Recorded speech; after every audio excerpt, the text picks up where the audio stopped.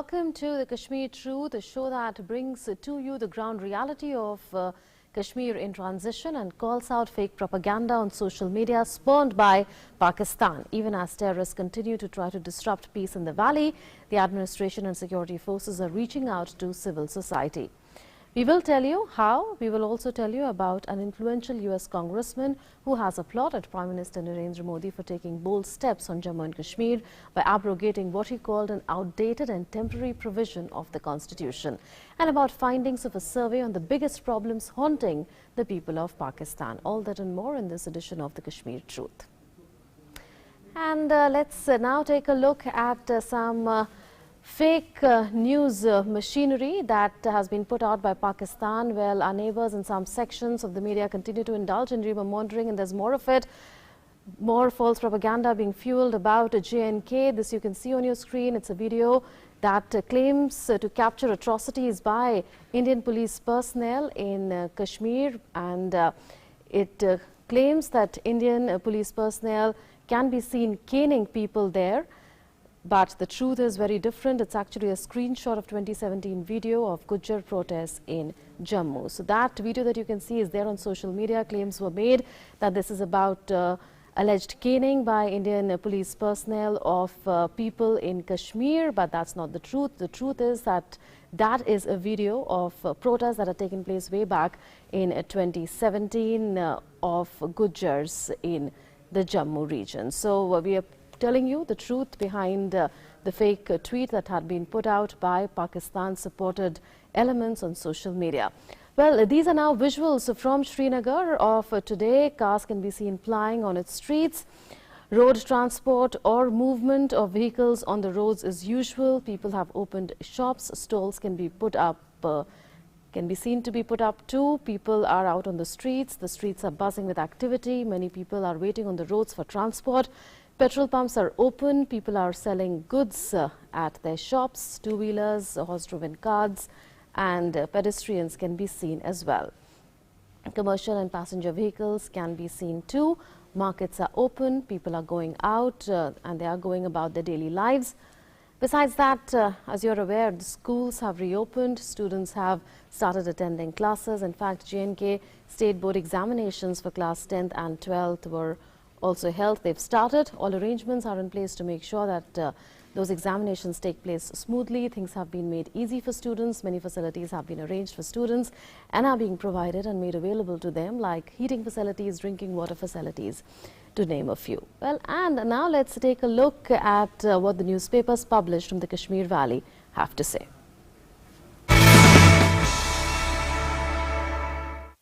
Most newspapers published in the valley have headlined the news about G.C. Murmu and R.K. Mathur swearing in as First Lieutenant Governors of J&K and Ladakh, and statements made by PM and Home Minister Amit Shah in the context of the valley. The Kashmir Image has front-paged the news about the state of Jammu and Kashmir being split into two UTs for the first time after 70 years. The Daily has also carried the news about all central laws being applicable in the new UTs of J&K and Ladakh. Urdu Daily Tamil-e-Irshad has carried the news about the new Lieutenant Governors swearing in and about 106 laws that will be implemented there. The Daily has also carried the news about Umang Nirula being appointed as the advisor to the Lieutenant Governor of Ladakh and S.S. Khandare being appointed as the IG of Ladakh. English Daily Kashmir Monitor has carried the news about Prime Minister Narendra Modi saying that Iron Man Sardar Patel's dream of making India one has come true.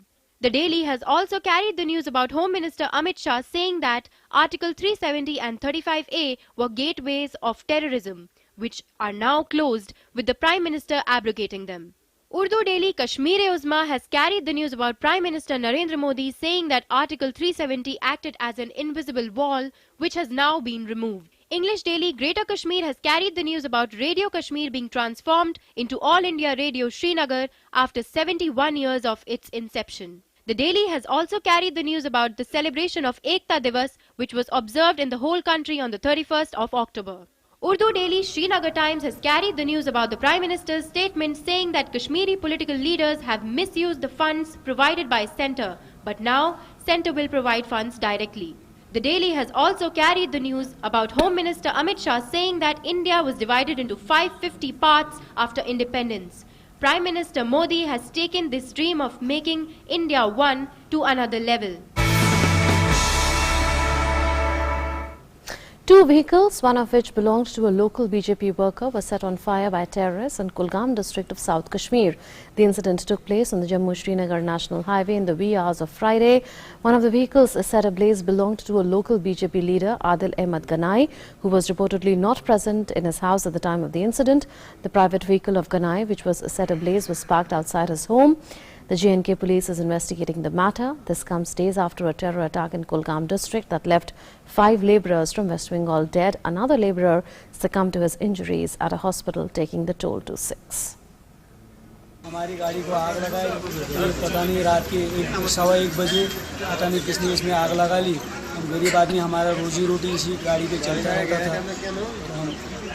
इसके लिए कुछ हमारे हिसाब से कुछ मदद चाहिए। हम अभी कुछ नहीं कह सकते हैं क्योंकि गवर्नमेंट प्रशासन बिलखसूस कंसर्न जो पुलिस स्टेशन है हमारे यहाँ पर SSP कुलगाम जो है वो इस समय इन्वेस्टिगेट कर रहे हैं कि किन लोगों ने ये सब किया है, कौन अफराद मुलविस है।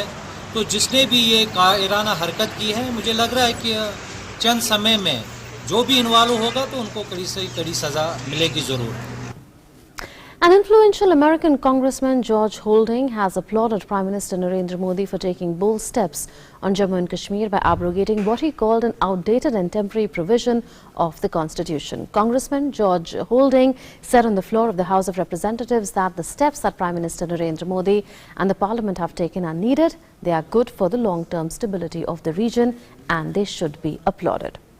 The Republican lawmaker said that Article 370 was an obstacle to economic development and promoted a sense of separatism. Sharing the factual position on Article 370, he said up until recently, Kashmir had been governed by Article 370, which was an outdated provision of law that the Indian Constitution recognized as temporary. Article 370 might have worked well for those with political connections, but it denied economic opportunities for the people. Calling out self-serving political dynasties in Kashmir, he said, the temporary provision of the Indian Constitution created a polarizing environment that was exploited politically and during the past decades. And thousands of people lost their lives due to terrorist attacks. Talking about how Article 370 had made Kashmir a fertile ground for separatism, he said that several groups based in Pakistan were able to conduct cross-border terrorism that wreaked havoc on individuals and families and led to a morbid economy. And hence, the Modi government had to make a decision on whether to continue with the old policy or pursue progress by changing the region's legal status. It added that the people of Jammu and Kashmir deserve better, and Prime Minister Modi was right to take the bold steps to address the situation. He also hit out at disrupted forces in the valley, saying even with these changes, those seeking to cause disruption have continued to promote violence. Pakistan-based terror groups have recently floated posters warning citizens against venturing out, going to work and visiting public places. The groups have continued to engage in cross-border terrorism and have attacked civilians and children. These militant groups have also attacked migrant workers and those involved in apple business, which is the chief crop of Kashmir. And to discuss this speech that was made by the US Congressman, we are joined by Lieutenant General Sanjay Kulkarni. He is a security analyst. I welcome you, Lieutenant General Kulkarni, to the Kashmir Truth. Well, your thoughts on what the influential US Congressman has to say. It seems that the idea behind the abrogation of Article 370 is finding resonance well beyond India's shores. Manmohan, I've all along felt, and I have no doubt in my mind, that Article 370 was almost an obstruction. It wasn't working the way it was required to be. Maybe at that point of time, the reasons for identity and all that may have been there. But now, over a period of years, we've realized that Article 370 was in fact an obstruction. It wasn't allowing growth. It was only allowing corruption. It was only supporting a few influential families that were existing in the valley. Right. With that as a backdrop, I think people have realized it was, and initially also if you notice it, it was temporary. And therefore, it didn't carry on for so many years. I'm surprised how it existed for so long.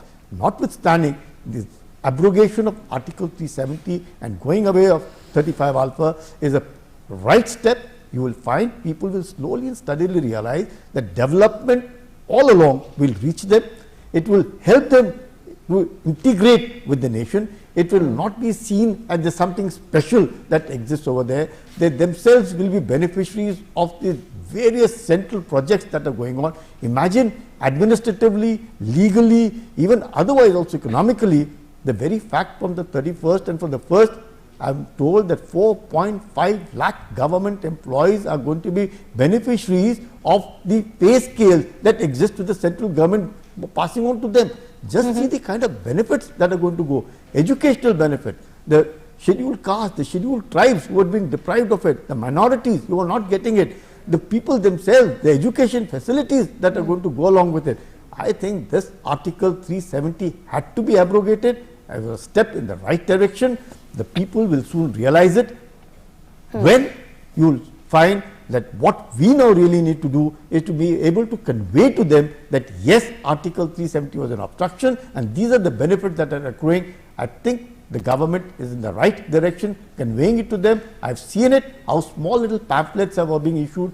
We've been ensuring it, giving it to the people and telling them, and people are themselves coming forward. Is that so? We didn't know that Article 370 restricted us from doing so many things. Absolutely. This you will find that I think the US congressmen, the European Union, though the trip was an absolutely private trip which had come, it had nothing to do with the government, it wasn't a sponsored government, but they themselves have gone back to say that yes, it was necessary and slowly and steadily things will come back to normal. General Kulkarni, is the international community veering around to the view that the source of the problem in Kashmir is cross-border terrorism, and is that reflected in what Mr. Holding said in a speech to the US House of Representatives, where he lashed out at terror attacks on civilians, including on children as well as those involved in apple trade, traders, truckers, etc.?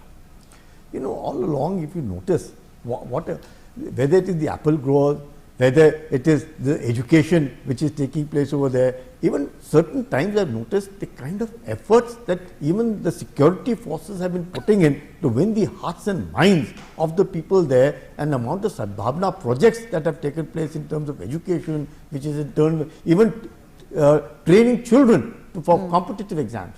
Such a big step that we have taken up for preparing children for competitive exams, preparing children for various examinations, engineering, medical, even the various kind of hospitality industry that will be prepared for, ensuring not only the markets that were made available to them, ensuring that education facilities were being given to them, ensuring that the schools that will be opened for these people over there. The amount of sadbhavna that we have done, I have no doubt. I personally, in my having served over there for years together, I find that yes, the steps are in the right direction. The services, the security forces, the government, they are taking and to win the hearts and minds of the people. Absolutely. We'll take that point further, because there is more happening on that front in Jammu and Kashmir, with a new dawn in Jammu and Kashmir, and keeping in view the decision to partially abrogate Article 370 of the Indian Constitution in the interest of development and governance. People of the region have a lot of aspirations for their future. The Indian government and the army have regularly and actively been taking initiatives to improve the lives of people of J&K. In yet another initiative, the army is organizing a 10-day capacity building tour called Safar-e-Talim for underprivileged children of J&K. Under the program, the army would be taking 23 students of J&K to Chandigarh, Dehradun and Mussoorie. The tour has two main purposes. Firstly, it is to give an opportunity to underprivileged children to explore other parts of India, giving them an exposure to the rest of the country and to children in other parts of the country. And secondly, to encourage interaction between them and those outside the state. The children are happy as they will get to travel out of J&K, see new places and meet people from other parts of the country. Their parents have welcomed the initiative, saying they feel the children will be safe and at ease since the army will be accompanying them. They also hoped that more such initiatives are organized in the future. Let's listen into what the army, which is organizing the tour, the children who will be setting off on the tour and their family members have to say on the initiative. हमें बहुत खुशी हो रही है अपने कश्मीर से बाहर जाके बहुत हम वहाँ पे एंजॉय करेंगे वहाँ का कल्चर देखेंगे इंडियन आर्मी के साथ जा रहे हैं तो हम तो बहुत सुरक्षित इनको महसूस करते हैं इंडियन आर्मी के लोग साथ हैं तो हमें कोई चिंता करने की ज़रूरत नहीं है इंडियन आर्मी हमेशा से हमारी हिफाजत यहाँ पे भी करती है और हमें उम्मीद करते हैं कि आगे हमारे बच्चों की भी अच्छी तरह से हिफाजत करेंगे ये बच्चे वहाँ जाएंगे वहाँ का कल्चर वहाँ का माहौल वहाँ के लोगों से मिल के तो ये वहाँ का सीख के आएंगे कि यहाँ उनको मतलब आगे वैसे उससे चलेंगे। इस टूर के दो मकसद हैं। पहला मकसद ये है कि यहाँ के जो अंडर प्रिविलेज्ड बच्चे हैं, जो अदरवाइज अफोर्ड नहीं कर सकते बाहर जाना, उन्हें हम साथ में लेकर जाएंगे। बाकी उन्हीं का कंट्री उन सब देख कर आएंगे, कहाँ कितने बच्चे कैसे पढ़ते हैं, कैसे वो गेम्स में आगे बढ़ रहे हैं, कैसे इंडस्ट्री आगे बढ़ रही है, कैसे बिजनेसेस आगे बढ़ रहे हैं, कैसा माहौल है, security, social security, personal security कितनी ज़्यादा है बाहर, वो सब देख कर आएंगे। एंड सेकेंडली इंटरेक्ट करेंगे बाकी बाहर के बच्चों से, तो उनको ये पता लगेगा कि वापस आके उन्हें अपनी लाइफ में क्या करना है आगे, ताकि वो उस गोल को अचीव करें जो वो फाइनली अचीव करना चाहते हैं। General Kulkarni, do such initiatives help strengthen the bond between the people of J&K, including children, and those from the rest of the country? You know, these Sadbhavna tours, I must tell you, as a commanding officer, a number of times I got an opportunity to send these children. The kind of exposure, the kind of feelings, the kind of, you know, enthusiasm that these children got back touring the other parts of the country, and especially going to metropolitan cities like going to Delhi, going down to Mumbai, going down to Chennai, going all over the countryside. They were surprised. They didn't know that such a thing existed. And once they interacted with children outside their state, and when they came back, they were totally a different personality. It could have just been a 15-day trip for them, but what an exposure that these children got going around, coming back, and then thinking that yes, they want to be something, and they were out. Otherwise, it was like, you know, most of these children came from some remote villages, and they didn't know. They were only seeing it on television. But then a picture is worth 10,000 words. They went and saw that, went around, they saw lovely monuments, they interacted with children from the other states, they got back, they saw the cuisine, the amount of the different kind of food that they ate there, the kind of entertainment that they saw there. It was amazing, just amazing. I think this is that experience, and the way we and also look after them, you know, giving them tracksuits, giving them caps, making them feel good and making them feel wanted. And they went about, the parents were grateful that the children have got back, learning so much about it, and they were not as what they thought. And the kind of stories they came back to and told them, love and affection that they got, I think all of it, these Sadbhavna tours actually are an eye-opener, and we must indulge in more of these to be able to expose the children from the valley to outside. Absolutely. So this is going to be a capacity building tour, also a part of the overall spirit of Sadbhavna, like you are saying. But there's more in terms of what are the real issues agonizing the people of Pakistan. Well, they are spiraling inflation and unemployment. That's a finding of a survey by Gallup International carried out in the 4 provinces of the cash-strapped country. The study pointed out that 53% respondents believe the country's economy and specifically rising inflation is the biggest problem facing the country. Worries of inflation are followed by unemployment, which 23% pointed out, corruption that 4% pointed out, and water crisis that another 4% pointed out. The survey also mentions fears over political instability, power crisis, dengue outbreak, among other issues. So while the Pakistan government is trying hard to internationalize the Kashmir issue, that issue did not find much resonance among the people of Pakistan. The survey was conducted in the 4 provinces of Balochistan, Khyber Pakhtunkhwa, Punjab and Sindh. The findings are not surprising since Pakistan's economy has struggled for several years now. Well, General Kulkarni, not surprising, would you say? The IMF has said so many times that Pakistan needs to undertake reforms if it needs a bailout. It's been bailed out finally by the IMF and by several other countries. So Pakistan continues to be in a extremely pathetic economic situation, really. Munmun, you're absolutely right. There's such precarious economic situation just because they wanted 3 countries to support them. Otherwise, they would have been on a blacklist. Those 3 countries were very clear who supported them and that they remained in the grey list. But to come out of the grey list, they require 11 countries in the FATF to come out, which is impossible. Nobody would want. Pakistan does not know. And even now, that march, that Azadi march to Islamabad, which Fazlur Rahman has undertaken, is indicative of what? It is trying to convey to the people of Pakistan that Imran Khan has been a failure, governance has been a failure, corruption has taken up, and he has not been able to do, and he is a selected Prime Minister, he is a puppet, he is not an elected Prime Minister. And I am told that by this evening, is going to be the way in Islamabad, people from all opposition parties, thousands of people have gathered in Islamabad, the same way with the way which Imran Khan had taken people to come to power. You find Fazlur Rahman and the entire opposition have got there. Economically, Pakistan is in a precarious state. It is in the interest of Pakistan that must not use terrorism as an instrument of state policy. They must ensure that economically they must rise. They aren't doing that. They're just wasting their money into something, God alone knows what's gone wrong with this country. But they have actually not been able to understand, and the opposition within the country is now rising up to tell Pakistan and Imran Khan that it's time that he concentrated more on economics, time he concentrated in looking after the welfare of the people rather than involving himself in terrorism and talking of jihad. It is not going to help Pakistan. Is Kashmir then a red herring for the deep state in Pakistan because it helps them divert attention from the real issues? And we know how Pakistan Prime Minister Imran Khan has chaired meetings in the past to decide prices of essential commodities. So that's the real situation, and perhaps this focus on Kashmir over the decades has been a red herring and nothing more really for the deep state in Pakistan. Absolutely. I think it's time, it's economics. After all said and done, what matters to the people? Gross unemployment, the kind of poverty that is seen over there, all of it has been set aside. All that Pakistan is interested in is jihad, all that they're interested in is spreading terrorism, all that they become is the hub of terrorism, using terrorism as an instrument of state policy. World over people have realized that this is what Pakistan is all about. The number of terrorists that have been declared by the UN, maximum of them are in Pakistan.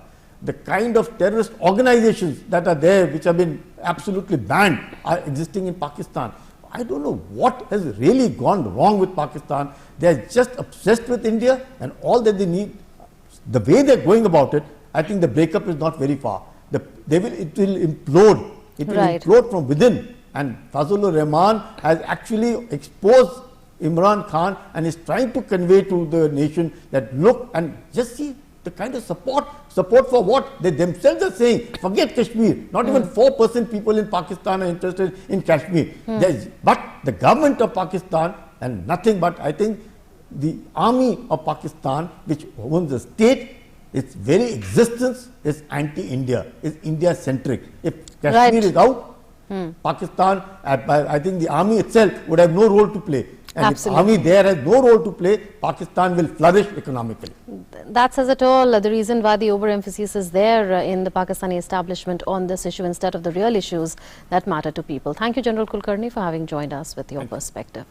More news now from Kashmir. The Central Board of Direct Taxes on Thursday extended the deadline for filing of all kinds of income tax returns to the 30th of November in the newly created Union territories of Jammu and Kashmir and Ladakh. The policy-making body for the Income Tax Department issued the order considering reports of disturbances in internet facility in certain areas of Jammu and Kashmir. The deadline for filing ITRs for certain categories of taxpayers was 31st October. The CBDT order also said the ITRs filed by individual taxpayers post the set deadline of 31st August will also be considered valid as part of the latest order. It should be noted that this relaxation will be allowed only to taxpayers of the two new union territories. The newly elected chairpersons of block development councils were administered the oath of office in majority of districts in Jammu and Kashmir on Thursday.